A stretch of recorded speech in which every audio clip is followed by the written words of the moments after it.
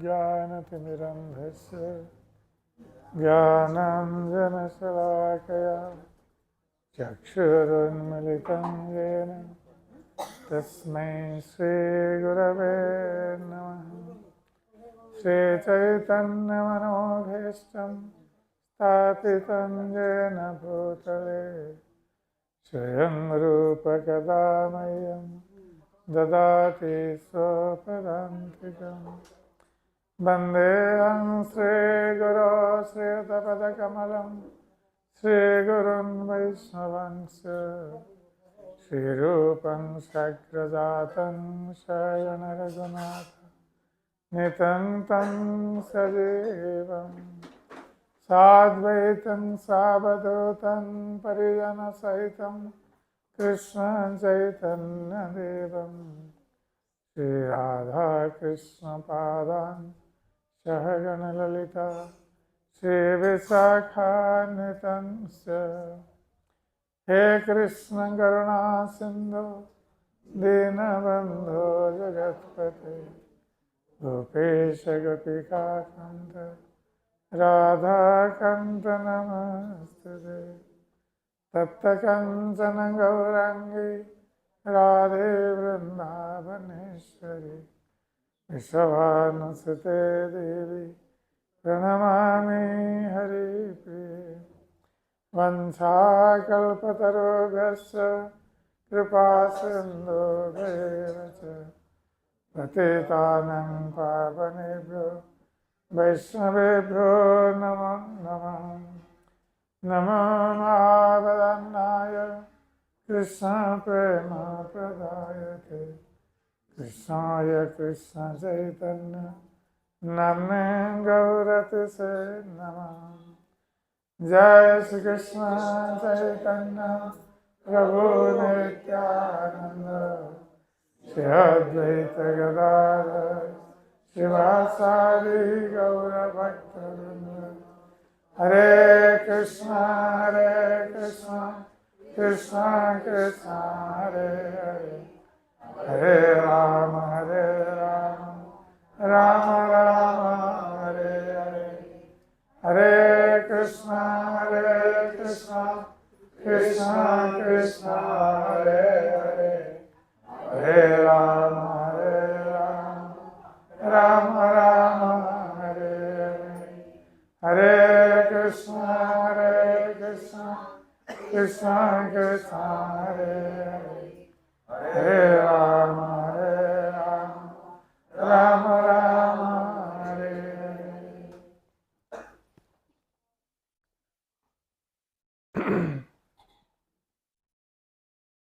आज यहाँ पर उपस्थित भक्त सज्जन वृंद और मातृवृंद, आज परम शुभ दिन है। आज पूर्णमासी और भगवान का नौका विहार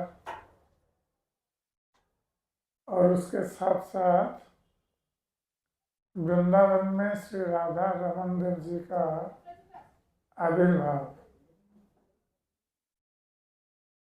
तो भगवान राधा रमन जी जो शालिग्राम शिला के रूप में थे,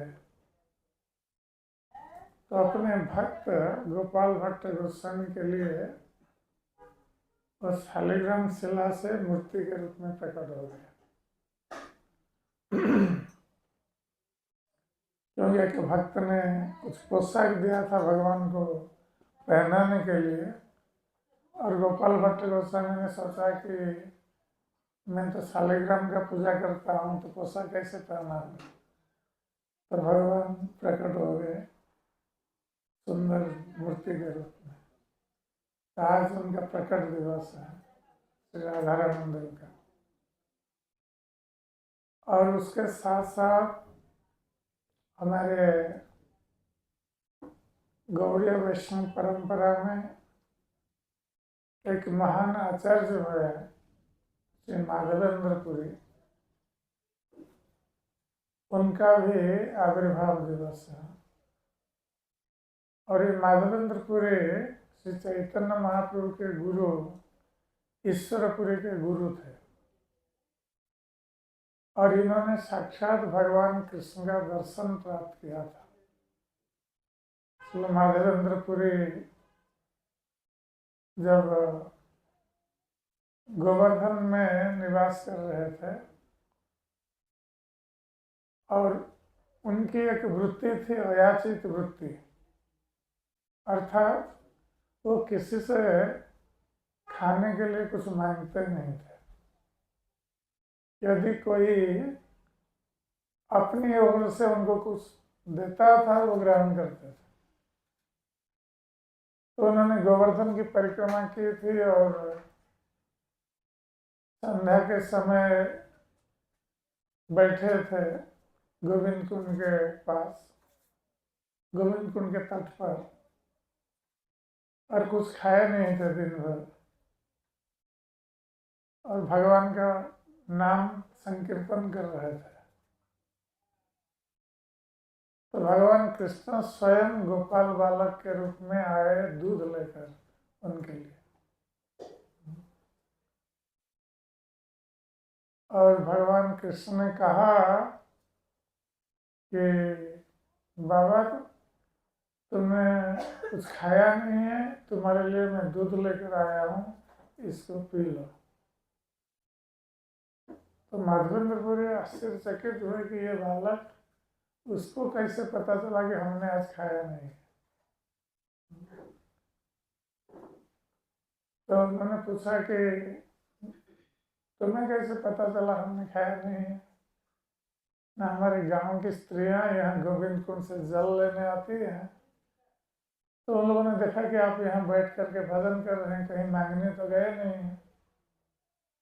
और वृंदावन में जितने साधु संत रहते हैं ब्रज में, वो माधुकरी करते हैं, मांगने जाते हैं। तो गोपाल बालक ने कहा कि हमारी गांव की स्त्रियों ने कहा कि आप कहीं गए नहीं मांगने के लिए, यहाँ बैठ करके भजन कर रहे हैं, इसलिए आपके लिए मैं दूध लेकर आया। और हमारे गांव में कोई भूखा नहीं रहता है। भगवान कृष्ण ने कहा कि जो मांगने नहीं जाता है माधुकरी, मैं उनके लिए भिक्षा लेकर आता हूँ।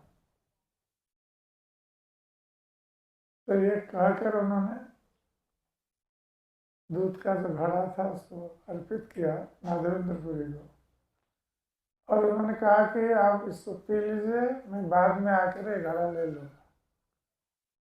और कृष्ण चले गए। तो माधवेंद्रपुरी ने जब दूध को पिया, तो ये तो इस भौतिक जगत का दूध नहीं था, तो दिव्य दूध था। उसका स्वाद और उसकी सुगंध, तो माधवेंद्रपुरी ने जब पान किया तो उनको आश्चर्य लगा कि ये दूध तो ये भौतिक जगत का दूध नहीं है। तो फिर वो बालक कौन है जो ये दूध लेकर आया था? और देखने में तो बहुत सुंदर था बालक और बहुत मधुर बोली में बोल रहा था। तो क्या ये कृष्ण थे? उनके मन में आया। तो ये सोच कर कि तो कृष्ण हमारे लिए दूध लेकर आए थे क्योंकि मैं भूखा हूँ। तो माधवेंद्रपुरी रोने लगे कि मेरे लिए भगवान दूध लेकर आते हैं और मैं इतना हतभागा हूँ कि भगवान आए दूध लेकर मेरे लिए, मैं उनको पहचान नहीं पाया। तो अब उन्होंने कहा है कि वो घड़ा लेकर लेने आएंगे, और जब आएंगे मैं उनको पकड़ लूँगा। किंतु भगवान कृष्ण नहीं आए। तो रात भर माधवेंद्रपुरी उस बालक के बारे में सोचते हुए रो रहे हैं और उनका भगवान का दिव्य नाम कीर्तन कर रहे हैं। तो रात को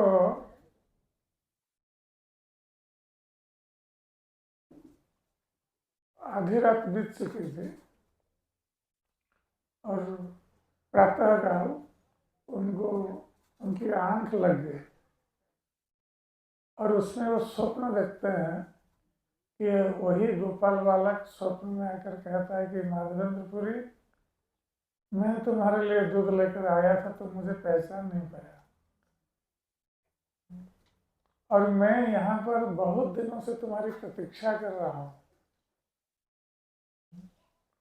मैं वहाँ पास के जंगल में और झाड़ियों में पड़ा हुआ हूँ, बहुत दिन से पड़ा हुआ हूँ और मैं प्रतीक्षा कर रहा था कि मेरा भक्त माधवेंद्रपुरी कब आएगा, मेरा उद्धार करके इस गोवर्धन पर्वत के ऊपर मुझे स्थापित करेगा। तो तुम आकर, मैं इसी स्थान पर पड़ा हुआ हूँ, भगवान ने बता दिया कहाँ पर पड़ेगा, तुम यहाँ से मुझे उद्धार करके इस गोवर्धन पर्वत के ऊपर मुझे स्थापित करो। मेरा पुजारी ये मुसलमानों के भय से मुझे यहाँ छिपा कर वो चला गया। मैं कई सालों से यहाँ पड़ा हुआ। तो वो जो विग्रह उनको, वो गोपाल विग्रह है, आजकल उनको श्रीनाथ बोलते हैं। तो माधवेंद्रपुरी गांव के लोगों को बुला करके जहाँ पर भगवान ने कहा था वहीं गए और थोड़ा मिट्टी खोद करके झाड़ियों में उस मूर्ति का उद्धार किया और मूर्ति बहुत भारी थी क्योंकि उस मूर्ति को भगवान कृष्ण के पोते वज्रनाभ ने बना करके स्थापित किया था। तो बहुत सारे लोग मिल करके गोवर्धन पर्वत के ऊपर ले गए और वहाँ पर गोवर्धन पर्वत के ऊपर एक पत्थर के ऊपर रख करके और पीछे एक पत्थर रख करके वहीं स्थापित किया।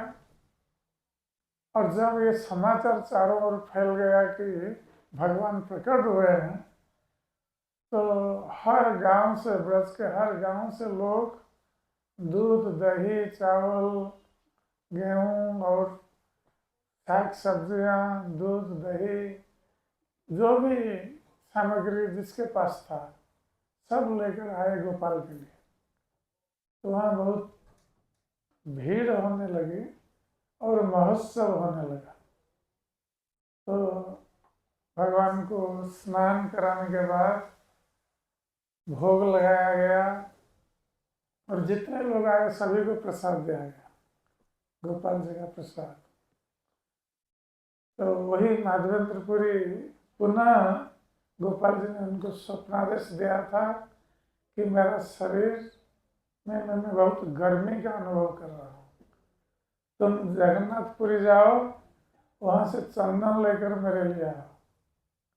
तो माधवेंद्रपुरी पैदल चल करके वृंदावन से जगन्नाथपुरी आए थे और रास्ते में क्षीरचोरा गोपीनाथ के मंदिर में रुके थे और उन्हीं के लिए गोपीनाथ ने क्षीर चुराया था, इसलिए उनका नाम पड़ा क्षीरचोरा गोपीनाथ। तो वही माधवेंद्रपुरी का आज आविर्भाव दिवस है, बहुत पुण्य दिवस है।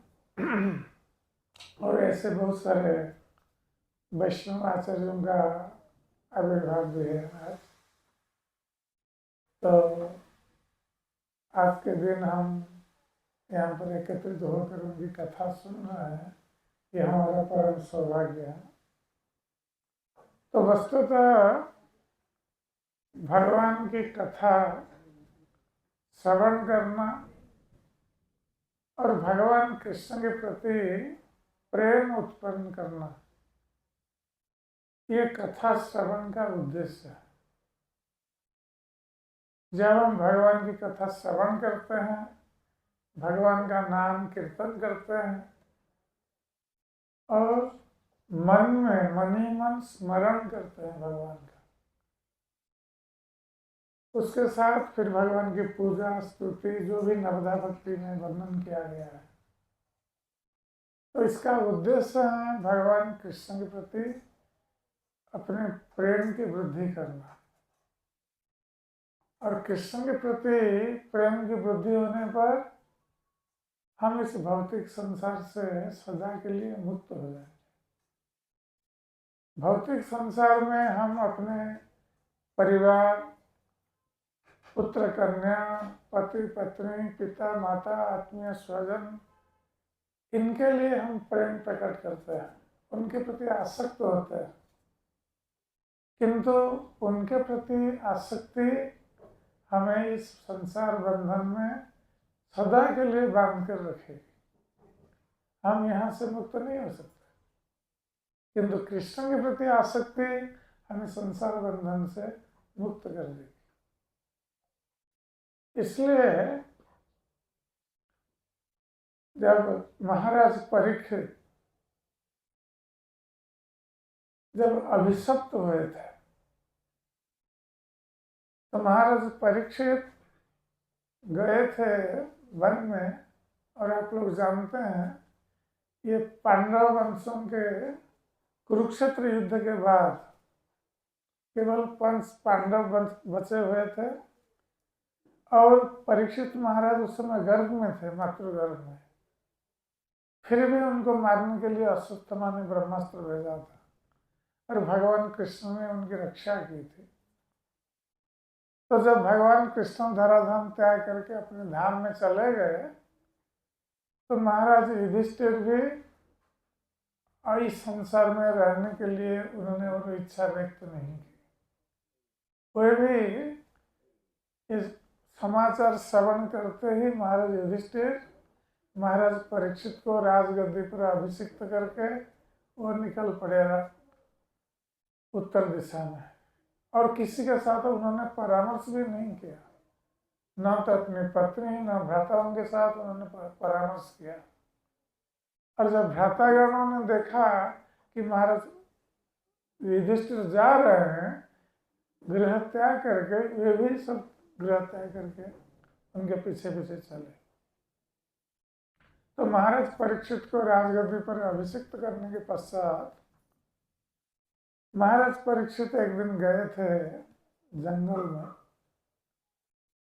और वहाँ एक मुर्ग के पीछे दौड़ते हुए वो थक गए थे, और उनको प्यास लगी थी, वो तृषार्त थे। तो पानी पीने के लिए पास में एक मुनि का आश्रम था, वहाँ पर गए,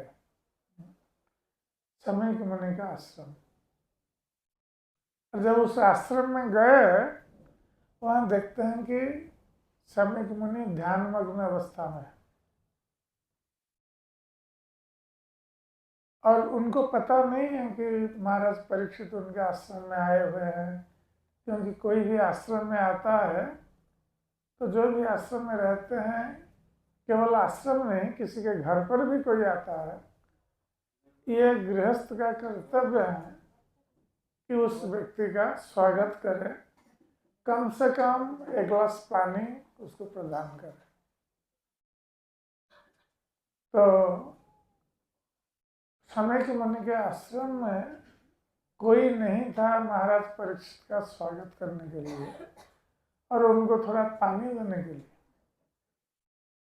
और महाराज परीक्षित बहुत तृषार्त थे, इसलिए उन्होंने सोचा कि शमीक मुनि ध्यान में सचमुच बैठे हुए हैं या मुझे स्वागत करना पड़ेगा, इसलिए जानबूझ करके बैठ गए ध्यान में। कभी कभी लोग ऐसा करते हैं कि कोई साधु संत आते हैं या कोई व्यक्ति आता है घर पर,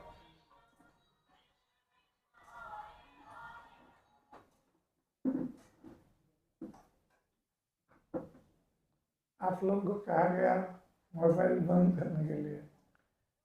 ये मोबाइल बहुत बड़ा डिस्टर्बेंस है और ध्यान भटकता है। तो कभी कभी लोग जानबूझकर ऐसा अभिनय करते हैं जैसे घर में नहीं है। किसी को भेज देते हैं, बोलो घर में कोई नहीं है। तो महाराज परीक्षित ने सोचा कि सम्यक मुनि ये जानबूझकर आंख बंद करके बैठ गए हैं, ये सोचकर कि मेरा स्वागत करना पड़ेगा, ऐसा तो नहीं है।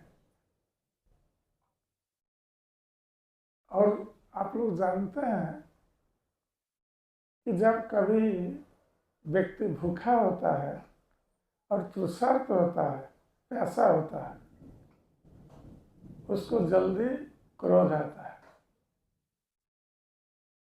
भूखे व्यक्ति को तुरंत खाना दे देना चाहिए। नहीं तो क्रोधित हो जाता है छोटी छोटी बातों में। ये स्वाभाविक है।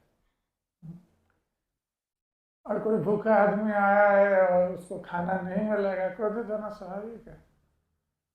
तो महाराज परीक्षित क्रोधित हो गए जब उनको पानी तक नहीं मिला सम्यक मुनि के आश्रम में। तो वो जा रहे थे लौट करके आश्रम से, देखा आश्रम के द्वार पर एक मृत सर्प पड़ा हुआ है। तो महाराज परीक्षित ने अपने धनुष के अग्रभाग से उस सर्प को उठाया और उठा करके फिर आए आश्रम में और मुनि के गले में डाल दिया। जबकि महाराज परीक्षित इस प्रकार की आशा नहीं की जाती थी, क्योंकि वो महाराज युधिष्ठिर के दाया वंशज और इतने धर्मज्ञ थे और भगवान कृष्ण के परम भक्त बचपन से, क्योंकि उन्होंने मातृगर्भ में कृष्ण को देखा था। जब भगवान कृष्ण गए रक्षा करने के लिए तो मातृगर्भ में रहकर कृष्ण का दर्शन किया था। तो मातृगर्भ में किसका कृष्ण दर्शन, ये तो बहुत बड़े सौभाग्य की बात है। ये सभी को प्राप्त नहीं होता। तो ऐसे जो महाराज परीक्षित, जिनके डर से कली भी उनके राज्य में प्रवेश नहीं कर पाता था, तो उनसे ये आशा नहीं की जाती थी कि वो किसी मुनि के गले में मृत सर्प को डाल दे। किंतु उन्होंने ऐसा किया। और जब लौट कर जा रहे हैं अपने राजप्रसाद महल में, क्योंकि भक्त जब कभी कोई गलती कर बैठता है तो तुरंत उसको पता चल जाता है कि मैंने बहुत बड़ी गलती की है। जो भक्त नहीं होता है वो कितनी भी गलती करे वो नहीं मानेगा कि हमने गलती की है, वो बोलेगा हमने ठीक किया है।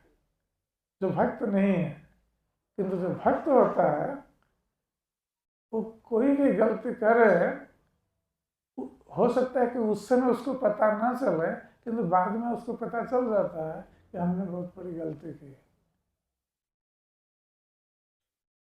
तो महाराज परीक्षित क्योंकि भगवान के शुद्ध भक्त थे, जब उनसे ये गलती हो गई तो उनको पता चल गया हमने ये गलती की, हमें ऐसा नहीं करना चाहिए था।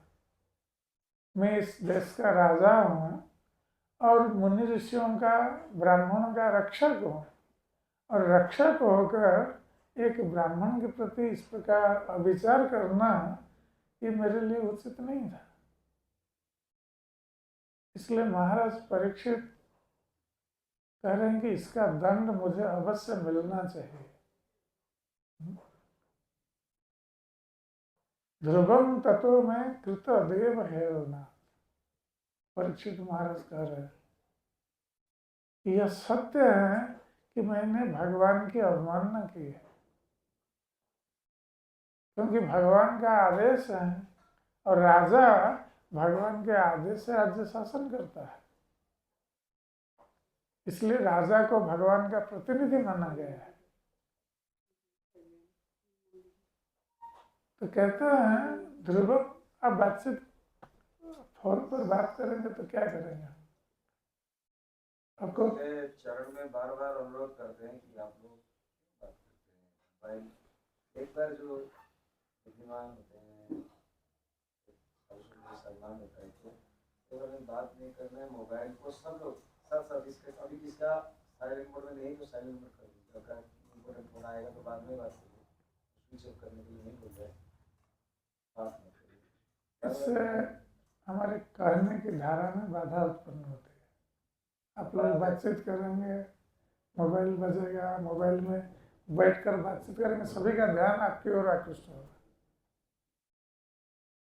तो इसका अर्थ है कि आप सभी के कृष्ण कथा श्रवण में बाधा उत्पन्न कर रहे हैं। और इसलिए आप लोगों को अनुरोध किया जाता है बार बार कि सारा 24 घंटा आप मोबाइल में बातचीत करते हैं, 1 घंटे के लिए बंद कर लीजिए। 1 घंटे में अगर हम मोबाइल में बातचीत नहीं करते हैं तो संसार का प्रलय नहीं होगा।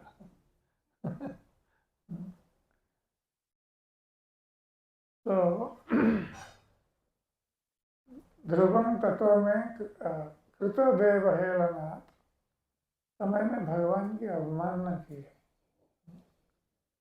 इसलिए इसका दंड जो है ये बहुत बड़ा दंड मुझे मिलना चाहिए,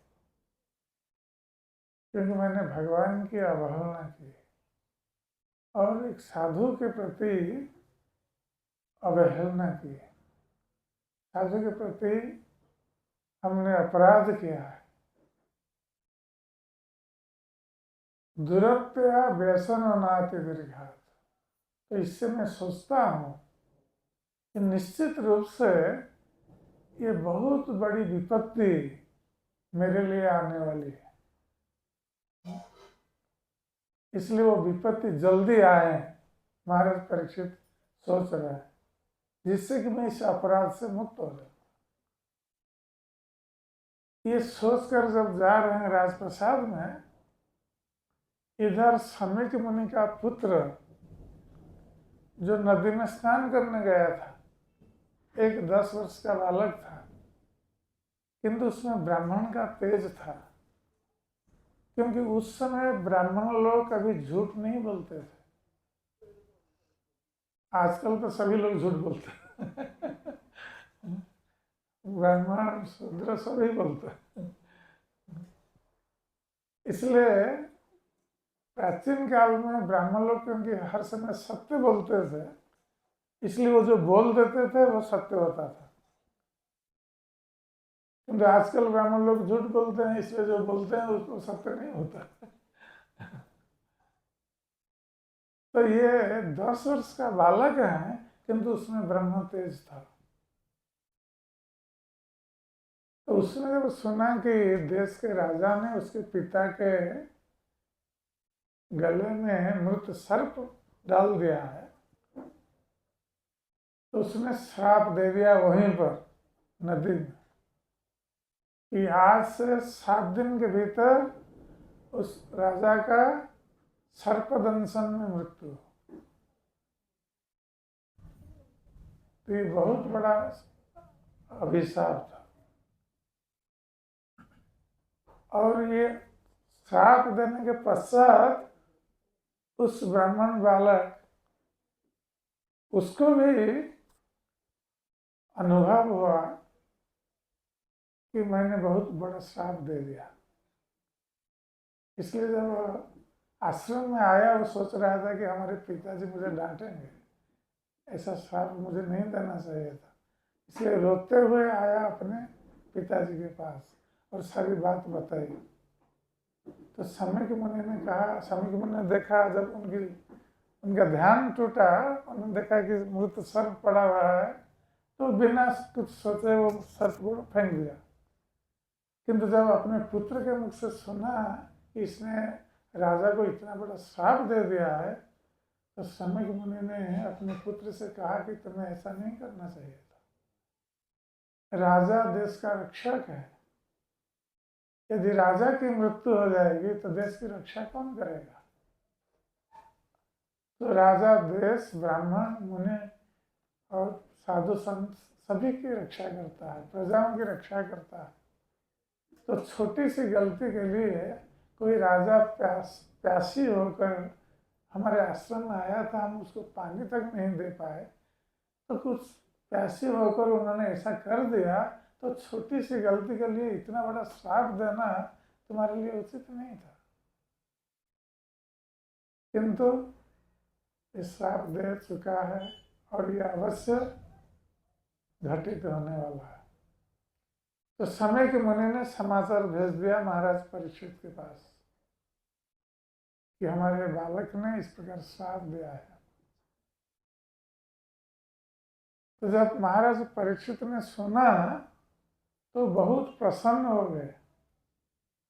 उन्होंने कहा कि मेरी इस गलती के लिए ये बहुत अच्छा दंड है। तो महाराज परीक्षित अगर अधिक दूसरा कोई व्यक्ति होता ये नहीं सोचता कि अच्छा दंड है, क्योंकि वो डर जाता है 7 दिन के भीतर सर्पदंशन में मृत्यु होगी, कोई भी व्यक्ति भयभीत हो जाएगा। मृत्यु का भय तो सभी को सताता रहता है, और फिर सर्पदंशन में मृत्यु, सर्प आकर डसेगा तो ये भय तो और भयंकर। किंतु परीक्षित महाराज विचलित नहीं हुए, क्योंकि वो भगवान के भक्त थे और वो जानते थे कि उनको मृत्यु के समय क्या करना है। हम लोगों को पता नहीं है मृत्यु के समय हमें क्या करना है। हम तो मृत्यु से डरते रहते हैं और सोचते हैं कि हमारी मृत्यु न हो। मृत्यु का कोई नाम ले लेता है तो हम उसको टोकते हैं, एक मृत्यु का नाम क्यों लेता है, ये अशुभ है। क्योंकि हम कोई मृत्यु के बारे में सुनना नहीं चाहता है। किंतु संसार ऐसा है कि जातस्य हि ध्रुवं मृत्यु ध्रुवं जन्म मृतस्य च। जिसका इस संसार में जन्म हुआ है उसकी मृत्यु सुनिश्चित है, कोई यहाँ नहीं बचेगा। सभी को एक न एक दिन मृत्यु को प्राप्त करना होगा। और जिसकी मृत्यु हुई है उसका जन्म भी सुनिश्चित है, फिर जन्म लेगा यहाँ, और ये कोई गारंटी नहीं है कि मनुष्य रूप में उसका जन्म हो। अपने कर्मों के अनुसार व्यक्ति जन्म लेगा, दूसरा जन्म। यदि हम मनुष्य की तरह कर्म नहीं करते हैं, पशु की तरह कर्म करते हैं, तो हम पशु जन्म ग्रहण करेंगे, पशु बनेंगे, पक्षी बनेंगे, कीट बनेंगे, पतंग बनेंगे, 84 लाख जीव जोनियों में भटकेंगे। ये संसार का नियम है और इसमें कोई परिवर्तन नहीं कर सकता। इसलिए परीक्षित महाराज इस बात को जानते थे, क्योंकि भगवान के भक्त थे, इसलिए मृत्यु से उनको भय नहीं था। वो जानते थे कि एक न एक दिन हमारी मृत्यु होगी, आज होगी या 50 साल के बाद होगी, किंतु मृत्यु तो होनी है। इसलिए वो भयभीत नहीं थे और उन्होंने मृत्यु का सामना करने के लिए वो तुरंत महाराज परीक्षित प्रस्तुत हो गए, क्योंकि 7 दिन उनके पास समय है मृत्यु के लिए। तो कम से कम महाराज परीक्षित बहुत भाग्यशाली थे कि उनको 7 दिन का समय मिला था मृत्यु के लिए। हम लोग उतने भाग्यशाली नहीं है, हमारे लिए मृत्यु पहले से नोटिस देकर नहीं आए। किसी भी समय अचानक मृत्यु आ सकती है। क्या हम मृत्यु के लिए प्रस्तुत हैं? नहीं। किंतु परीक्षित महाराज मृत्यु के लिए प्रस्तुत थे। तो इसलिए तुरंत उन्होंने क्या किया, वो किसी से परामर्श नहीं लिया। जैसे ये समाचार सुना कि उसको श्राप उनको मिला है, तुरंत अपने पुत्र जन्मेजय को राजगद्दी में बिठा दिया और स्वयं राज पोशाक, राज ऐश्वर्य, राज्य सब कुछ त्याग करके गंगा नदी के तट पर चले गए। वहीं पर गंगा नदी के तट पर बैठकर मृत्यु की प्रतीक्षा करने लगे। वो गंगा नदी के तट पर क्यों गए? क्योंकि गंगा नदी भगवान के चरण से निःसृत है, इसलिए त्रिलोक को पावन करती है गंगा नदी, पवित्र करती है। त्रिलोक पावनी गंगा, इसलिए उन्होंने गंगा नदी का आश्रय लिया। गंगा नदी के तट पर बैठने से क्या होगा? भगवान का स्मरण करना सहज होगा, सरल होगा, क्योंकि गंगा नदी का जल भगवान के चरणामृत है। गंगा में स्नान, गंगा का जल पान करना, ये व्यक्ति को पवित्र करता है। तो महाराज परीक्षित तो गंगा नदी के तट पर बैठ गए, तो ये समाचार चारों ओर फैल गए, क्योंकि महाराज परीक्षित कोई साधारण व्यक्ति नहीं थे, वो सम्राट थे, पृथ्वी के सम्राट। उस समय भारत का सम्राट पृथ्वी का सम्राट था। उस समय भारत अर्थात समग्र पृथ्वी को भारत कहा जाता, भारतवर्ष। तो पृथ्वी के सम्राट थे, और कोई सम्राट शापग्रस्त होता है, राज्य त्याग करके चला जाता है, तो ये समाचार तो चारों ओर तुरंत फैल जाएगा, स्वाभाविक है। तो बहुत सारे मुनि ऋषि लोग ये समाचार सुनकर एकत्रित हुए गंगा नदी के तट पर, जहां महाराज परीक्षित बैठे हुए थे। सभी आए गंगा स्नान करने के बहाने ये देखने के लिए कि महाराज परीक्षित कैसे शरीर त्याग रहे हैं सर्पदंशन में। तो जब बहुत सारे मुनि ऋषि लोग वहां एकत्रित हो गए, तो परीक्षित महाराज ने उस अवसर का लाभ उठाया। जब घर पर कोई साधु संत आते हैं तो गृहस्थ को उसका लाभ उठाना चाहिए। क्यों आते हैं साधु संत? जो भगवान के भक्त होते हैं वो गृहस्थ के द्वार पर क्यों जाते हैं? कुछ मांगने के लिए नहीं है। तो ये गृहस्थों को भगवान की ओर ले जाने के लिए, उनको ज्ञान देने के लिए साधु संत जाते हैं। जो भगवान के भक्त होते हैं वो गृहस्थों के घर इसलिए जाते हैं कि गृहस्थ लोग माया में डूबे हुए हैं, भौतिक संसार में डूबे हुए हैं, पुत्र कन्या परिवार अपने स्वजन में मग्न है, भगवान को भूल गए। तो भक्त लोग इसलिए गृहस्थ के घर जाते हैं, उनको भगवान को याद दिलाने के लिए, स्मरण दिलाने के लिए। यही उनका उद्देश्य है। इसलिए नंद महाराज जब ब्रज में थे, भगवान कृष्ण का आविर्भाव हो चुका था, भगवान कृष्ण छोटे बच्चे थे, उनका नामकरण तक नहीं हुआ था, तो वसुदेव जी ने भेजा था गर्ग मुनि को ब्रज में कृष्ण बलराम का नामकरण करने के लिए। तो जब गर्ग मुनि आए, नंद महाराज ने देखा तो उनका स्वागत किया, और नंद महाराज ने उस समय कहा था, महत विचलनम निर्णय गृहिणं दीन चेतसा, कि महान व्यक्ति, साधु व्यक्ति, ये विचरण करते हैं और गृहस्थों के घर पर जाते हैं, जो गृही लोग दीन चेतसा, उनकी चेतना दीनहीन चेतना है। ये नंद महाराज कह रहे हैं, क्योंकि वो स्वयं गृही है, गृहस्थ आश्रम में थे। इसलिए कहते हैं कि जो गृही लोग, उनके पास समय नहीं है भगवान के बारे में सुनने या भगवान के बारे में भगवान का कीर्तन करने के लिए या पूजा करने के लिए, उनके पास समय नहीं है। सब लगे हुए हैं भौतिक संसार की माया में पड़े हैं। इसलिए नंद महाराज कह रहे हैं गृहिणम दीन चेतसा, उनकी चेतना हीन चेतना है, क्योंकि वो हीन कार्य में लगे हुए हैं। और हीन कार्य क्या है? आहार निद्रा भय मैथुन, इसी में लगे हुए हैं। इसलिए जो महत व्यक्ति आते हैं गृहस्थों के घर पर, ये उनका उद्धार करने के लिए आते हैं, गृहस्थों का उद्धार करने के लिए, उनको भगवत प्रेम प्रदान करने के लिए।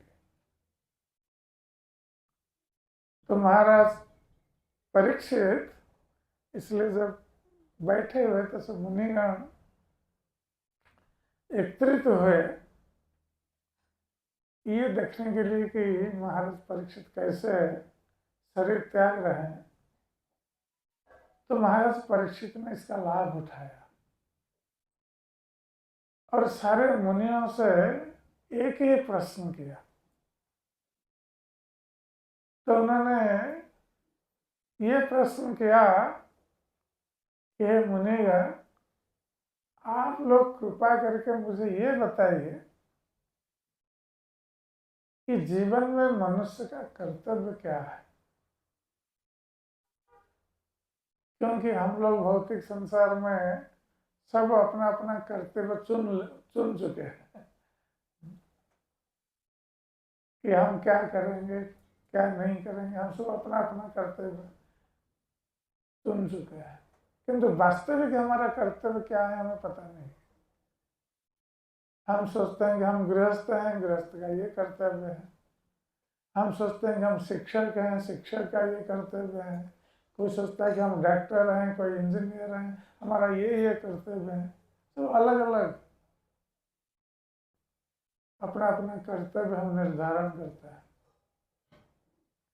किंतु वास्तविक हमारा कर्तव्य क्या है हमें पता नहीं। इसलिए परीक्षित महाराज ने जगत के कल्याण के लिए, परीक्षित महाराज को इस प्रश्न का उत्तर पता था क्योंकि वो भगवान के भक्त थे, वो जानते थे, किंतु जगत के कल्याण के लिए उन्होंने ऐसा प्रश्न किया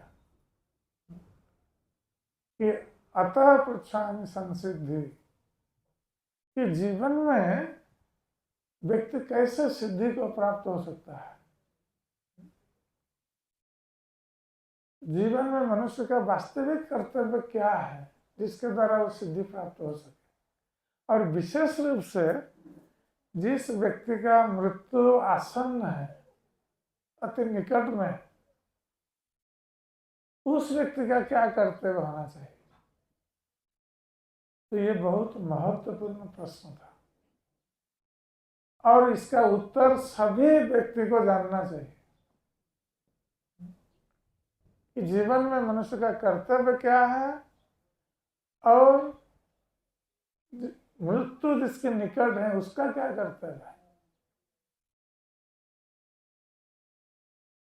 तो जब महाराज परीक्षित ने इस प्रकार प्रश्न पूछा तो कई तरह के मुनि ऋषि लोग थे, सभी ने अलग अलग उत्तर दिया। जो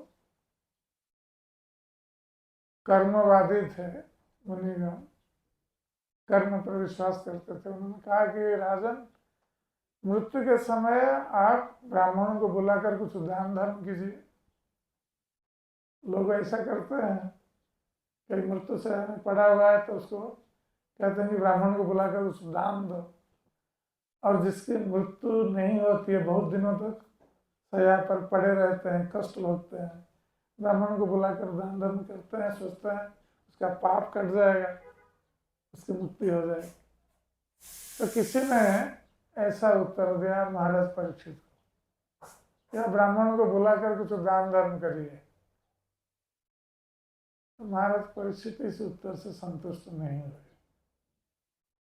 फिर दूसरा कोई मुनि ने कहा कि महाराज, आप ज्ञान का अनुशीलन कीजिए। वो ज्ञानी थे। महाराज परीक्षित इस उत्तर से भी संतुष्ट नहीं हुए। फिर किसी मुनि ने कहा कि आप योग साधना करिए। महाराज परीक्षित इससे भी संतुष्ट नहीं हुए।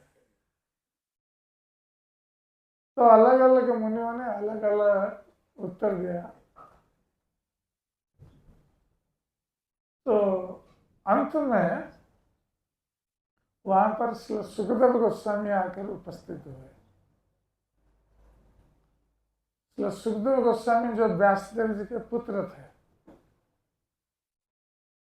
और बाल्यावस्था से वो गृह त्याग करके वन में रहते थे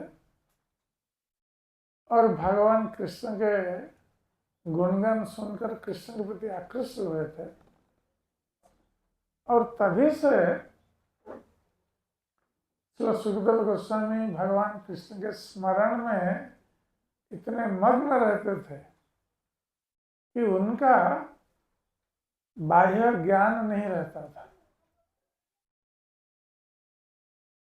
उनका एक शरीर है और इस शरीर को आवृत करने के लिए वस्त्र की आवश्यकता है, ये ज्ञान भी नहीं रहता था उनका।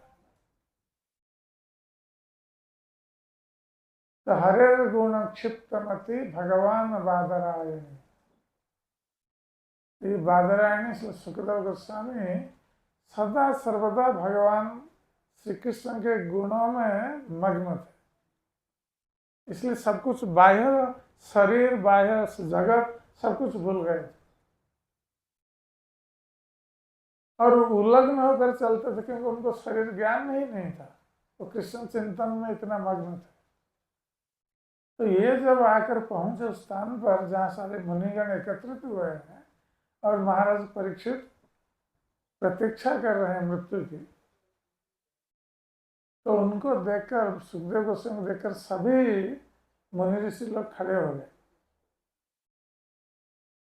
और महाराज परीक्षित ने उनको प्रणाम किया, उनको आसन प्रदान किया। सभी समझ गए कि ये महामुनि, ये महान व्यक्ति आए हुए हैं, इसलिए सभी ने उनका सम्मान किया। और परीक्षित महाराज ने वही प्रश्न श्री सुखदेव गोस्वामी से पूछा। अतः पृच्छामि संसिद्धि योगिनां परमं गुरु पुरुषस्य यत् कार्य म्रियमाणस्य सर्वथा। तो परीक्षित महाराज ने पूछा कि है योगी श्रेष्ठ, आप कृपा करके कहिए कि जीवन में मनुष्य का कर्तव्य क्या है, और विशेष रूप से जिसकी मृत्यु अति निकट में है उसका क्या कर्तव्य होना चाहिए। तो सुखदेव गोस्वामी बहुत प्रसन्न हुए परीक्षित महाराज के प्रश्नों को सुनकर। और सुखदेव गोस्वामी इसलिए प्रसन्न हुए क्योंकि परीक्षित महाराज ने जो प्रश्न किया है, ये प्रश्न अपने लिए नहीं किया है, ये सारे जगत के कल्याण के लिए किया है। क्योंकि इस प्रश्न के उत्तर से सारा जगत का कल्याण होगा। परीक्षित महाराज को इसका उत्तर पता था, किंतु जगत के कल्याण के लिए उन्होंने ऐसा प्रश्न किया और वो चाहते थे कि 7 दिन का समय वो इस प्रश्न के उत्तर सुनकर व्यतीत करे।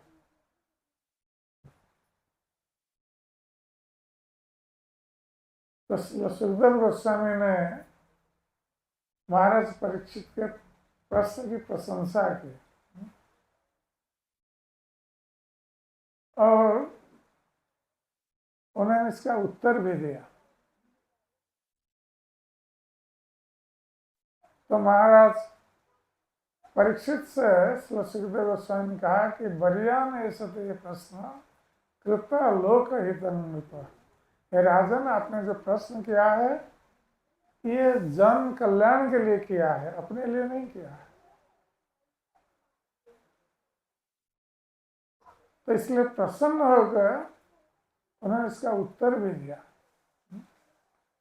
और उन्होंने कहा कि तस्मात् सर्वात्मना राजन हृदिस्थं कुरु केशवम म्रियमाण ही अवहितो ततो दासी परांगति। इसलिए सुखदेव गोस्वामी ने कहा कि हे राजन, तस्मात् सर्वात्मना, जो भगवान सभी के हृदय में परमात्मा के रूप में निवास कर रहे हैं, उनको तुम हृदय में धारण करो। तो यदि भगवान सभी के हृदय में है, इसलिए सुखदेव गोस्वामी परीक्षित महाराज को क्यों कह रहे हैं कि हृदय में धारण करो? फिर हृदय में तो है भगवान, परीक्षित महाराज के हृदय में भी है, सभी के हृदय में है, तो फिर क्यों कह रहे हैं कि हृदय में धारण करो? इसलिए कह रहे हैं कि भगवान यद्यपि सभी के हृदय में है, किंतु हम भूल गए हैं भगवान। कितने लोगों को पता है कि भगवान मेरे हृदय में है, और पता है भी, हम हर समय ये नहीं सोचते कि भगवान मेरे हृदय में बैठे हुए हैं। इसलिए जब सुखदेव गोस्वामी कहते हैं हृदय में धारण करो, इसका अर्थ तुम अनुभव करो कि कृष्ण तुम्हारे हृदय में है, उन्हीं का स्मरण करो। यदि कोई ये सोचेगा कि कृष्ण मेरे हृदय में बैठे हुए हैं और सभी के हृदय में बैठे हुए हैं, तो कोई किसी के प्रति अत्याचार नहीं कर सकता। यदि हम सोचेंगे सभी के हृदय में कृष्ण है, हम किसी के साथ अत्याचार नहीं कर सकते, क्योंकि हम किसी के साथ अत्याचार कर रहे हैं, इसका अर्थ कृष्ण के प्रति अत्याचार कर रहे हैं। क्योंकि हम कृष्ण को भूल गए हैं, इसलिए हम किसी के प्रति अत्याचार करते हैं, किसको मारते हैं, पीटते हैं, किसको गाली देते हैं, तरह तरह का कार्य करते हैं। इसलिए सुखदेव गोस्वामी ने कहा कि तुम हृदय में धारण करो उन कृष्ण को, अर्थात तुम ये सदा सर्वदा अनुभव करो कि भगवान कृष्ण मेरे हृदय में बैठे हुए हैं। और भगवान कृष्ण भगवत गीता में भी वही बात बताते हैं, सर्वस्व चाहं हृदय सन्निविष्ट मत्तः स्मृति ज्ञानं नपुहनं।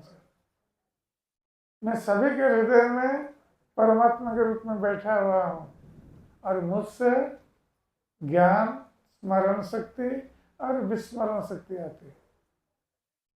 तो भगवान कृष्ण नियंत्रण करते हैं हमारे हृदय में बैठकर, हमें कितना ज्ञान प्राप्त होगा, कृष्ण नियंत्रण करते हैं हृदय में बैठकर। हम कितना स्मरण रख सकेंगे, कितना भूल जाएंगे, सब कृष्ण नियंत्रण करता है। तो हम जो करते हैं उसका रिमोट कंट्रोल कृष्ण के हाथ है, हृदय में बैठ करके कंट्रोल करते हैं। तो इसलिए सुखदेव गोस्वामी ने कहा कि तुम भगवान को अनुभव करो, अपने हृदय में धारण करो। और क्या करना है कि हृदिस्थं कुरु केशवम म्रियमाण ही अवहितो ततो दासी परांगति। जो म्रियमाण व्यक्ति, जो मरने जा रहा है, मृत्युशैया पर पड़ा हुआ है, वो व्यक्ति भी यदि कृष्ण का स्मरण करके शरीर त्याग करता है, तो वह भी परम गति को प्राप्त होता है। परम गति क्या है? कृष्ण गति, कृष्ण के धाम को प्राप्त होता है। इसलिए भगवत गीता में भी भगवान कृष्ण वही कहते हैं, अंतः काल च मामेवं स्मरण मुक्त कलेवरम ज प्रयाति समद्भावम याति नश्चित संशय। कि मृत्यु के समय जो मेरा स्मरण करते हुए शरीर त्याग करता है, मृत्यु के बाद वो मेरे पास आता है, इसमें कोई संशय नहीं। किंतु मृत्यु के समय भगवान का स्मरण करना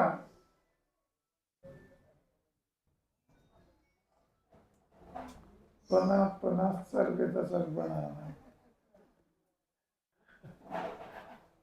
तो मृत्यु के समय भगवान कृष्ण का स्मरण करना ये इतना सरल नहीं है। मृत्यु के समय हम किसका स्मरण करते हैं? माया का, अपने पुत्र, कन्या और आत्मीय स्वजन इनका स्मरण करते हैं। और ये यदि पास में नहीं है, हम कहते हैं उनको बुलाओ, हम थोड़ा देखेंगे। और कोई मृत्यु सभा पर पड़ा हुआ है तो उसको भगवान का स्मरण दिलाने के लिए हम उसके सामने बैठ करके गीता भागवत पढ़ते हैं, किंतु उसका मन गीता भागवत सुनने में नहीं होता है, वो तो पुत्र गणना के बारे में सोचता है। क्योंकि सारा जीवन उन्होंने गीता भागवत पढ़ा नहीं, सुना नहीं, और परिवार की आसक्ति में डूबा हुआ है। इसलिए मृत्यु के समय वो कभी भी भगवान का स्मरण नहीं कर पाएगा। इसलिए श्री चैतन्य महाप्रभु कलयुग के लोगों के उद्धार के लिए वो हरिनाम संकीर्तन को लेकर आए कि कलयुग के लोग वन में जाकर त्याग तपस्या ये सब कर नहीं सकते, किंतु भगवान का नाम कोई भी ले सकता है। वृद्ध पुरुष, स्त्री, वृद्ध, बालक सभी भगवान का नाम सरलतापूर्वक ले सकते हैं। और भगवान का नाम लेने से क्या होता है, हमारा सारे पाप दूर हो जाते हैं, हृदय शुद्ध होता है, और हृदय में भगवान कृष्ण के प्रति प्रेम उदय होता है। ये हरिनाम का लाभ, जो त्याग तपस्या करके जो व्यक्ति कृष्ण प्रेम को प्राप्त नहीं हो सकते, बड़े बड़े मुनि ऋषि लोग भी हजारों वर्ष तक तपस्या करके जिस भगवान को प्राप्त नहीं हो सकते, कलयुग में केवल भगवान का नाम कीर्तन मात्र से व्यक्ति कृष्ण को प्राप्त हो सकता है। ये भगवान का विशेष वरदान है।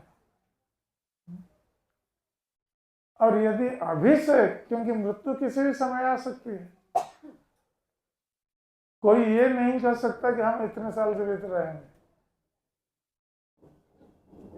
मृत्यु बिना नोटिस दिए हमारे पास उपस्थित अचानक हो जाएगी, और यदि हम नहीं जानते हैं मृत्यु का कैसे सामना करना है, तो हम एक दुर्लभ मनुष्य जन्म को गंवा देंगे। ये मनुष्य जन्म इसलिए मिला है कि हम इस संसार चक्र से मुक्त होने के लिए प्रयास करें। पशु पक्षी ये प्रयास नहीं कर सकते। पशु पक्षी आकर भागवत नहीं सुन सकते, केवल मनुष्य सुन सकता है। और मनुष्य में भी केवल जो भाग्यशाली मनुष्य वही सुनते हैं, सभी नहीं आते। इसलिए जो लोग भाग्यशाली हैं वही आते हैं भगवान की कथा श्रवण करने के लिए। तो ऐसे लोग यदि भगवान की कथा श्रवण करते हैं ध्यान पूर्वक, कभी कभी होता है कि कथा में श्रवण करने के लिए लोग आते हैं, मन रहता है घर में, घर के बारे में सोचते रहते हैं, यहाँ कथा में मन नहीं रहता, नहीं तो आपस में बातचीत करते हैं, मोबाइल बात करते हैं। इसका अर्थ है कि भगवान की कथा के प्रति हमारा मन नहीं लग रहा है, और ये भगवान के प्रति ये एक अपमान है, उनकी कथा के प्रति अपमान है। जब भगवान की कथा सुनते समय हम दूसरा कार्य कर रहे हैं तो ये अपमान है। और भगवान की कथा सुनने का उद्देश्य है कि हमारा कृष्ण के प्रति प्रेम उत्पन्न हो। हम भगवान की कथा श्रवण करेंगे और स्वयं कीर्तन करेंगे। जब सब मिलते हैं, मिलकर कीर्तन करते हैं। अन्य समय में हम माला पर जप करना चाहिए, सभी को, सभी के पास जपमाला होना चाहिए। अब घर पर प्रतिदिन माला में हरे कृष्ण महामंत्र जप करना चाहिए। यह अभ्यास अभी से करना चाहिए। यदि हम अभी से ये अभ्यास कर रहे हैं भगवान का नाम जप करने का, कीर्तन करने का, उनकी कथा सुनने का, तो स्वाभाविक रूप से कृष्ण के प्रति हमारा मन लगेगा। और मृत्यु किसी भी समय आए, हम भगवान का नाम लेकर शरीर त्याग करके संसार बंधन से सदा के लिए मुक्त हो सकते हैं।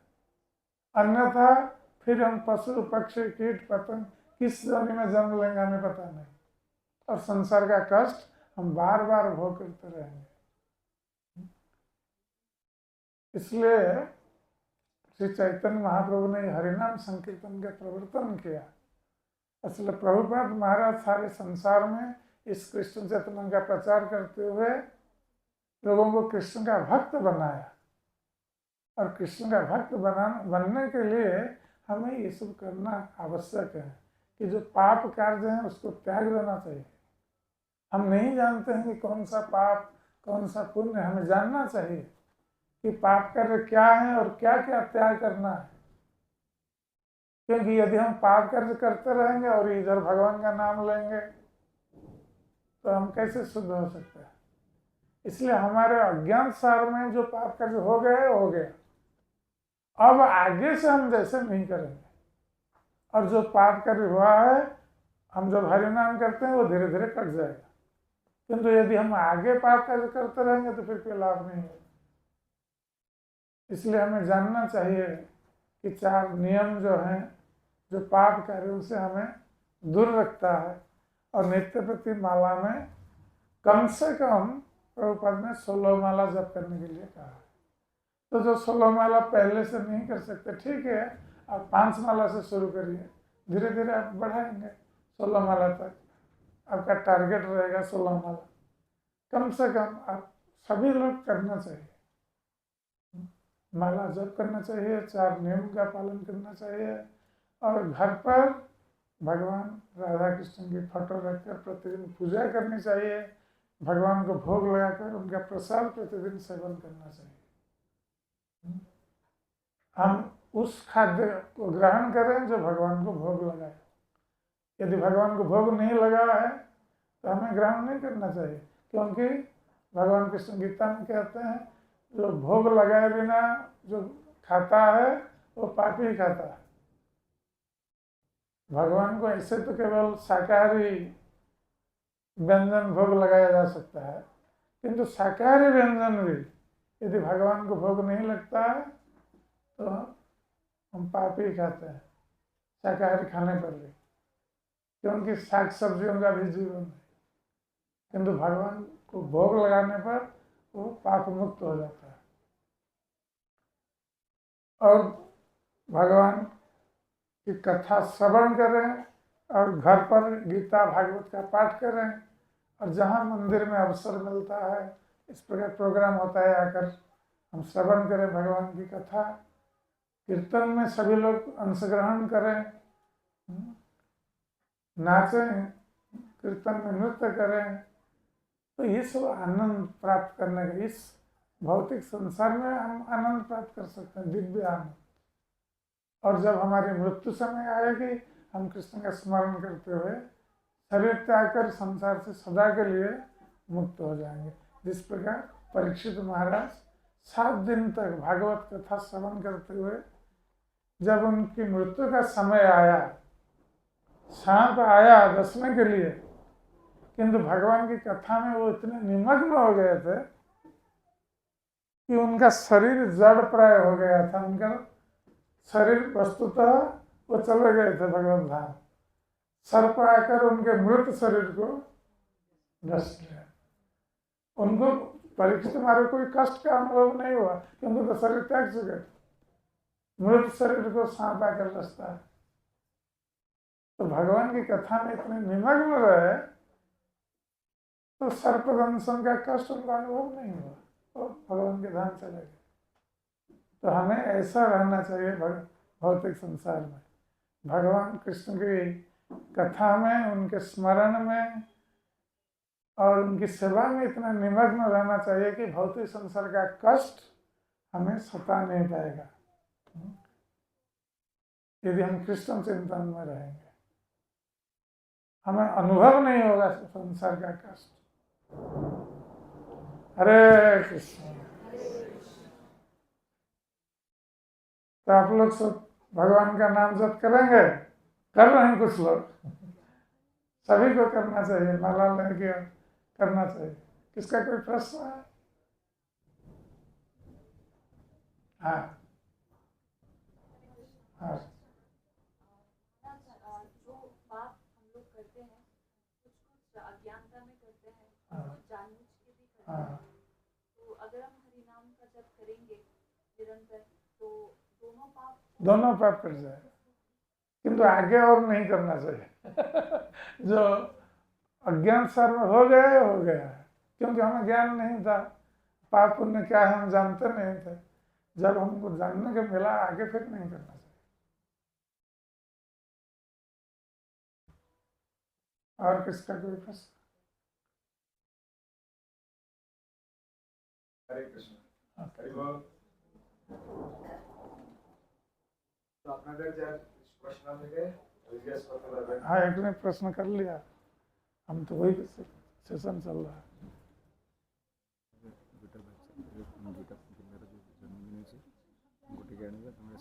जल्दी आओ ना। ମୁଁ କହିସାରିଲିଣି, ମୁଁ କହିସାରିଲିଣି। ମାଳା ନେବା ପାଇଁ କହିସାରିଲିଣି। ମାଳା ଆଣିକି ଦो, ମାଳା ଆଣିଛ? ଆଣିକି ଦେଖ, ଯେଉଁମାନେ ନେବା କଥା ନେବେ। ଆନାଉନ୍ସ କର।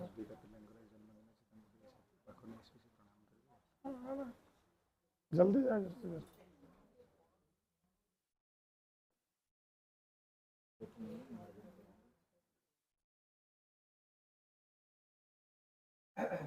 तो हरे कृष्णा।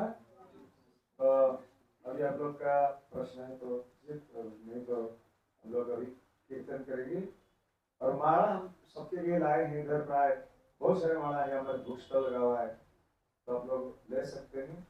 और महाराज जी के हाथ से लगे तो ये परम सौभाग्य है। भगवान के प्रिय भक्तों से लेने से उसमें शक्ति रहता है, ठीक है। इसलिए हम लोग जब माला ग्रहण करते हैं तो गुरु महाराज कोई साधु वैष्णव से लेते हैं। तो जो लेना है, कौन कौन अभी आज से नया जप करना शुरू करते चाहते हैं? हरि बोल।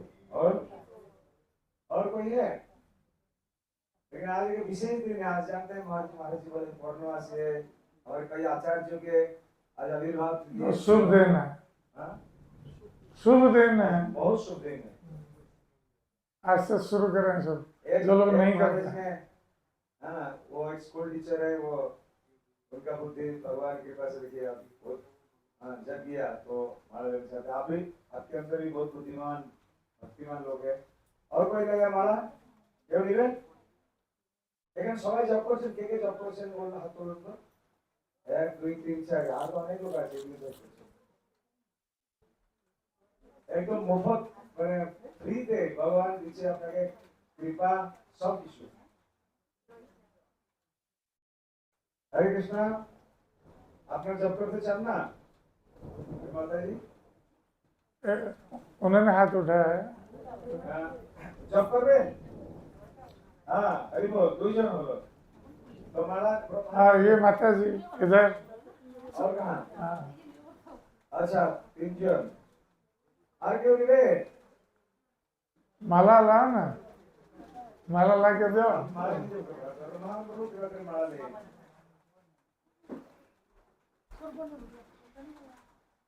हरे कृष्ण কেউ উঠবে না, বসুন। কোনো কিছু নিয়ম নাই। অনেক লোক এখানে বাঙালি ভাইদের মাদের মধ্যে এটা আছে, ওই দুটো দীক্ষা নেওয়া, তুমি কি মালা জপ করে দীক্ষা পুরস্চর্যা আদি অপেক্ষা করে, এরকম মহাপ্রভু যে বলেছেন যখন আপনি মালা নিয়ে জপ করবেন সাধু বৈষ্ণব তখন আপনি যোগ্য হবেন দীক্ষা নেওয়ার জন্য। আর অনেক জায়গায় বলে কিছু নিয়ম কানুন পালন করতে হবে, আমি দীক্ষা নেব, আর মহা অপরাধ সেটা মানুষ পালন করে। महाराज महाराज छोड़ যাবেন। আর কালকে সকালে মহারাজ প্রসাদ করে আজকে যেটুকু আপনারা দর্শন করলেন আর তারপরে जपमाला और जप बैग बैग है। महाराज जी हाँ मेरा प्रश्न है। हाँ, मेरा प्रश्न ये है, पूछिए नहीं चाहिए ऐसे हो। नहीं सबके लिए ना, आपको खाली आपको पूछेंगे तो सबको भी सुनना पड़ेगा। हेलो, इसका साउंड थोड़ा बढ़ा दिया, कोई कम कर दिया।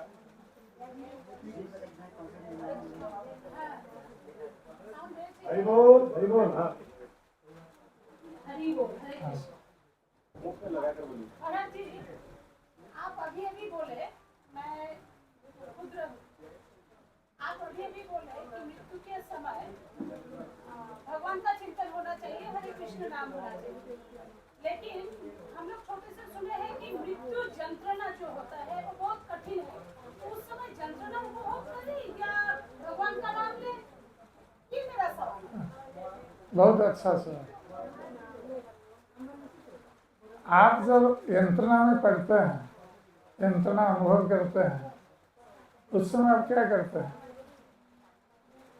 ऐसे प्रभु का नाम, माँ का नाम, माँ का नाम लेते हैं। हाँ, माँ का नाम। तो उस समय आप कृष्ण का नाम लीजिए। जब यंत्रणा अनुभव करेंगे उस समय हे कृष्ण बचाइए, कृष्ण ही बचा सकते हैं, कृष्ण ही मुक्ति देता है, समझ रहे हैं? हरे कृष्ण। हाँ, तो कृष्ण का नाम हम क्यों कह रहे हैं कि आप हरे कृष्ण नाम से जप करिए?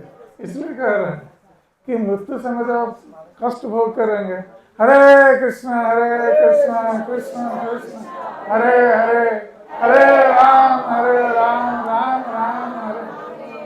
जैसे बच्चा रोते हुए माँ को पुकारता है, उसी प्रकार जब हम यंत्रणा भोग करेंगे, हम रोते हुए कृष्ण को पुकारेंगे, कृष्ण हमें उद्धार करेंगे, और कोई उद्धार नहीं कर सकता। किसी के लिए मुझे आदत डालना पड़ेगा, हाँ, आदत डालनी आदत डालनी पड़ेगी। जैसे आप रास्ते में जाते हैं, अब गिर जाते हैं अकस्मात, आपके मुंह से क्या निकलता है? माँ बाबा। आप यदि हरे कृष्ण महामंत्र जप करने लगेंगे तो हरे कृष्ण निकलेगा और माँ बाबा नहीं निकलेगा, क्योंकि आपकी जीवा अभ्यस्त हो जाएंगे। तो जिस समय मृत्यु आएगी, जीवा अभ्यस्त है भगवान का नाम हरे कृष्ण लेने में, तो आसानी से आप ले सकते हैं। हरे कृष्ण।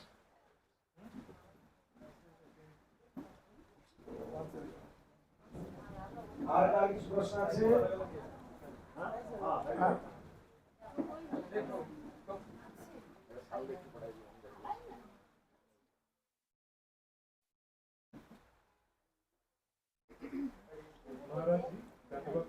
हाँ, कभी कभी ऐसा होता है कि जो भक्तिनाथ में बहुत ज्यादा एडवांस है, आप लोग सुनिए, ऐसे प्रश्न पूछ रहे हैं। हाँ, जो भक्तिनाथ में बहुत ज्यादा एडवांस है, उनको भी बहुत कॉम्प्लिकेटेड टाइप का बीमारी होता है कभी-कभी। हाँ, तो उनको क्यों ऐसा होता है? देखिए, बीमारी अपने कर्म के फल के अनुसार आता है, किंतु जो भक्ति मार्ग में उन्नत है उनका कर्म का फल नहीं है। जैसे पांडव लोग भगवान कृष्ण के सब अपने परिवार के सदस्य हैं, सब कृष्ण के शुद्ध भक्त, उनको उनके जीवन में इतना कष्ट क्यों आया? उनके कर्म फल के कारण नहीं, ये कृष्ण की इच्छा से। तो जब कभी शुद्ध भक्त के प्रति इसी प्रकार का कोई कष्ट आता है तो हमें सोचना चाहिए कि ये कृष्ण की इच्छा से आ रहा है, इसके माध्यम से भगवान कृष्ण ये दिखाना चाहते हैं, उस भक्त को अनुभव देना चाहते हैं और दूसरों को भी सिखाना चाहते हैं कि इस स्थिति में पढ़कर वो भक्त क्या कर रहा है, तो दूसरों के लिए भक्त आदर्श बनता है। जैसे पांडव लोग, वो बहुत कष्ट भोग किए, उनको राज्य से निकाल दिया गया, वन में भटकते रहे। तो इसके माध्यम से कृष्ण सारे संसार को क्या दिखाना चाहता है कि यदि पांडवों के स्थान पर हम लोग होते, हम क्या करते? हम कृष्ण कृष्ण सबको छोड़ देते। हम कृष्ण का भक्त बन के इतना कष्ट भोग कर रहे हैं, कृष्ण का भक्ति करने से क्या लाभ, हम छोड़ देते। किंतु पांडव ने छोड़ा नहीं? छोड़ा। क्यों नहीं छोड़ा? यही भक्ति की परीक्षा है, यही भक्ति की परीक्षा भगवान लेते हैं कि कभी कभी भगवान जानबूझकर भक्तों को डालते हैं उस स्थिति में, उनकी परीक्षा लेने के लिए कि उनकी भक्ति कितनी है उनके प्रति। तो पांडवों के माध्यम से सारे जगत को भगवान शिक्षा दे रहे हैं कि देखो, मेरे भक्त पांडव इतने कष्ट में पढ़कर भी उन्होंने मेरा त्याग नहीं किया, उस हर स्थिति में मेरे ऊपर वो निर्भरशील रहे और हमने उनकी रक्षा भी की। भगवान ने रक्षा की पांडवों की। हर स्थिति से रक्षा की। तो ये तो भक्तों के लिए ये एक आश्वासन भगवान दे रहे हैं पांडवों के माध्यम से कि भक्त लोग जब विपत्ति में पड़ेंगे वो कैसे कृष्ण के ऊपर निर्भरशील होंगे और कृष्ण उनकी रक्षा करेंगे। ये एग्जाम्पल दिखा रहे हैं पांडवों के माध्यम से, समझे?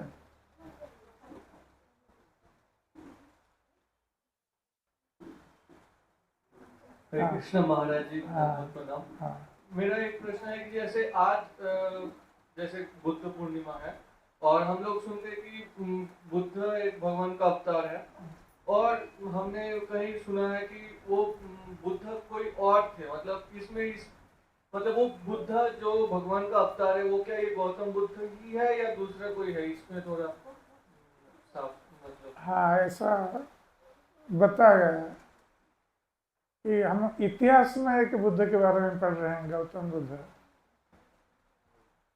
उनका जन्म कहाँ हुआ था? नेपाल में, लुम्बिनी है, कपिलवस्तु। कपिलवस्तु में लुम्बिनी है ना, उधर वहीं पर। ओके। किंतु भागवत में जिन बुद्धों का वर्णन है उनका जन्म गया में हुआ था। ठीक है, इसी से अंतर पड़ता है। हरे कृष्ण।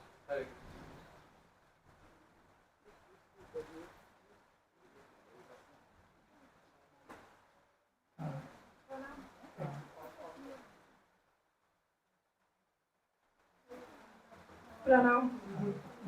मैं आपसे एक प्रश्न करना चाहती हूँ। जैसे कि हम बहुत कुछ मतलब की तरफ से गुजर रहे हो, जैसे बहुत सारा प्रॉब्लम हो, कुछ हो, आप वो समय भी कृष्ण जी को बहुत याद कर रहे हैं, उनका नाम लिए जा रहे हैं कंटिन्यू। लेकिन अगर कोई आपको ये कहे, मतलब वो ज्ञानी होते हैं और एक ज्ञानी के सामने आप जाएं और ये आपको कहे कि आप जितने भी कृष्ण का नाम ले लो, अगर आपका कर्म खराब हो तो आपका ये दिन कभी नहीं सुधर सकता। तो क्या ये ठीक बात है? ये ठीक नहीं है, क्योंकि जो ज्ञानी अपने को मान रहे हैं वास्तविक ज्ञानी नहीं है। वो नहीं जानते हैं कि कृष्ण के नाम में क्या शक्ति है। और तो क्या, जैसे आपका मेरा कर्म बहुत खराब हो, जैसे मैं आपको एक मतलब उदाहरण दे रही हूँ। हाँ। अगर मैं कंटिन्यू भगवान जी को बुला रही हूँ, उनके नाम मतलब जप रही हूँ, तो क्या मेरा कर्म सुधर नहीं सकता है? सुधर सकता है। कर्माणि निर्दहति किंतु च भक्ति भाजम गोविंदम आदि पुरुषम तमहम भजामि। आपका सारा कर्म जल जाएगा। कैसे? रूही जैसे आग में जल जाती है, सारे कर्म जल जाएंगे। भगवान का भक्त बनेंगे और भगवान का नाम लेंगे। तो मुझे आज बहुत बड़ा प्रश्न का क्वेश्चन मिल गया, क्वेश्चन का प्रश्न मिला प्रभु जी। क्योंकि ये मेरा मन में बहुत दिन से ये प्रश्न था, लेकिन किसे पूछूं, मतलब कोई ऐसा मिलता ही नहीं कि जैसे ये प्रश्न का आंसर दे सके मुझे। इसलिए बहुत बहुत धन्यवाद। भगवान ने आज आपके लिए व्यवस्था कर दी इस प्रश्न का उत्तर पाने के लिए। हरे कृष्ण। माता जी जब कर रहे हैं ना, यहाँ पर जब कर रहे हैं, बहुत बढ़िया। तो महाराज जी का कृपा है तो बहुत लोग उत्साहित है माला लेने के लिए। तो महाराज जी थोड़ी देर प्रस्थान करेंगे। तो और किसी का कोई प्रश्न है? माता जी আপনাদের মধ্যে কার কিছু আছে प्रश्न? आप लोग भी। हाँ, इधर इधर। हरे कृष्ण महाराज, मैं बहुत प्रणाम।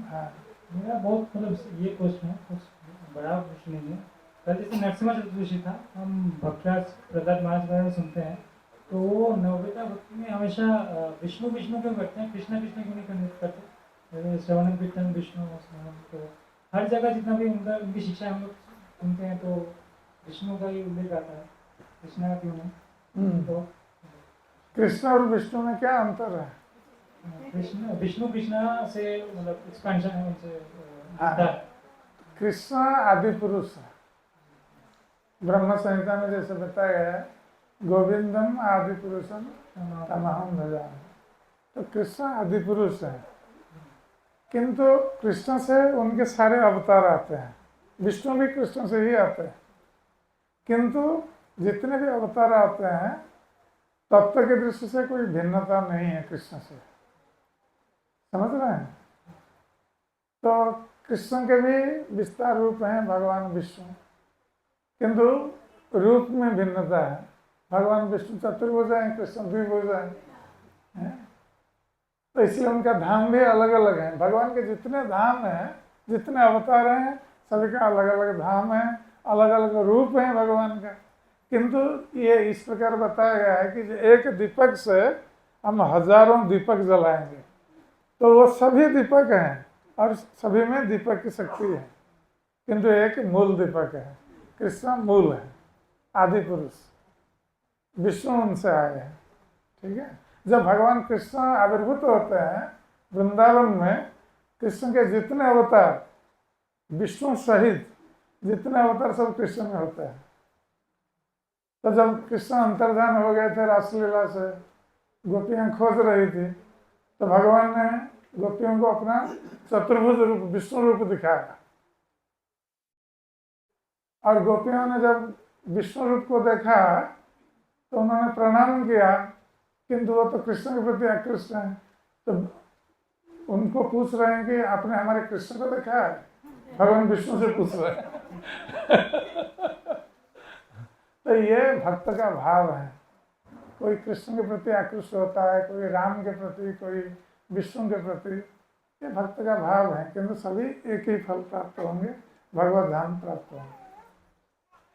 महाराज जी, लेकिन स्पिरिचुअल प्लैनेट्स में, आध्यात्मिक लोग में तो गोलोक सबसे ऊपर है। भावों में अंतर है, भावों में अंतर है। क्योंकि विष्णु लोक, वैकुंठ लोक में ऐश्वर्य प्रधान है और कृष्ण लोक में माधुर्य प्रधान है। यही अंतर है भावों में। ठीक है।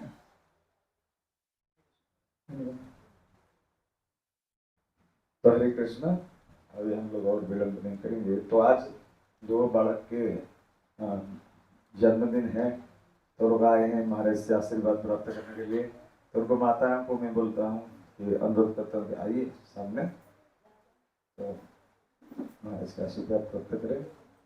और उसके बाद जो लोग आज माला जप करने के लिए पहले बार आज आग्रह प्रकाश किए हैं, वो सो आगे आज साइड में रहिए। तो उनका आशीर्वाद करने के बाद महाराज माला प्रदान करेंगे। उसके बाद और भी कार्यक्रम है, थोड़ा कीर्तन करना। हमारे महामणि प्रभु बहुत बढ़िया कीर्तन करते हैं, अति मधुर कीर्तन करें। फिर एक बड़ा हम लोग जप करेंगे मंत्र यज्ञ, जो महाराज जी बोले कलियुग के लिए बहुत प्रधान है। तो इधर महाराज जी के पास आज ये बच्चों को लेकर